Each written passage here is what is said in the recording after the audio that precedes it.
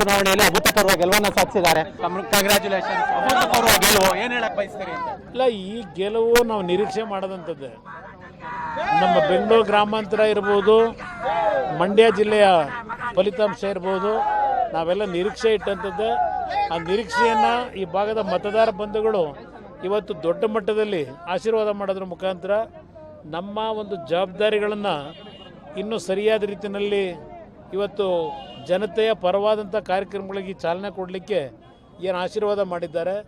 ಈ ಭಾಗದ ಸಮಸ್ಯೆಗಳಿಗೆ ಪರಿಹಾರ ತರಲಿಕ್ಕೆ ಪ್ರಾಮಾಣಿಕವಾದ ಪ್ರಯತ್ನ ಪಡ್ತೀವಿ. ಸರ್, ತಮ್ಮ ಗೆಲುವಾಗಲಿ ಮತ್ತು ಬೆಂಗಳೂರು ಗ್ರಾಮಾಂತರದಲ್ಲಿ ಡಾಕ್ಟರ್ ಗೆಲುವಾಗಲಿ ಯಾರು ಇಷ್ಟು ದೊಡ್ಡ ಮಟ್ಟಿಗೆ ಗೆಲುವನ್ನು ಸಾಧಿಸ್ತಾರೆ ಅಂತೇಳಿ ಪ್ರಿಡಿಕ್ಷನ್ ಮಾಡಿರಲಿಲ್ಲ.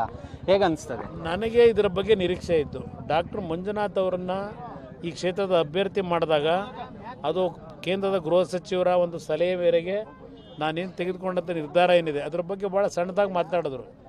ಡಾಕ್ಟರ್ ಮಂಜುನಾಥ್ ಅವ್ರನ್ನ ಅರಕೆ ಕುರಿ ಮಾಡ್ತಾ ಇದ್ದಾರೆ. JDS ಪಕ್ಷವನ್ನು ಸಂಪೂರ್ಣ ನಾಶ ಮಾಡ್ಕೊಂಡಿದ್ದಾರೆ. JDS ಕಾರ್ಯಕರ್ತರು ನಮ್ಮ ಜೊತೆಗೆ ಬಂದುಬಿಡಿ, ಮನೆಗಳಿಗೆ ನಮ್ಮ ಮನೆಗೆ ಬಂದುಬಿಡಿ ಅಂತ ಏನು ಕರೀತಾ ಇದ್ರು. ಇವತ್ತು ಅವರೆಲ್ಲರಿಗೆ ಜನತೆ ಇವತ್ತು ಉತ್ತರ ಕೊಟ್ಟಿದ್ದಾರೆ.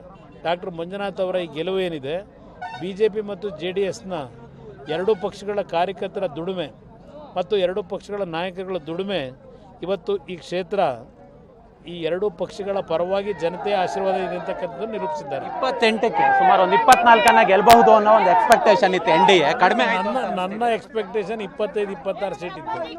ಆದರೆ ಕೆಲವು ಸಮಸ್ಯೆಗಳು ಇವತ್ತು ಈ ರೀತಿಯ ಒಂದು ವಾತಾವರಣ ನಿರ್ಮಾಣ ಆಗಿದೆ.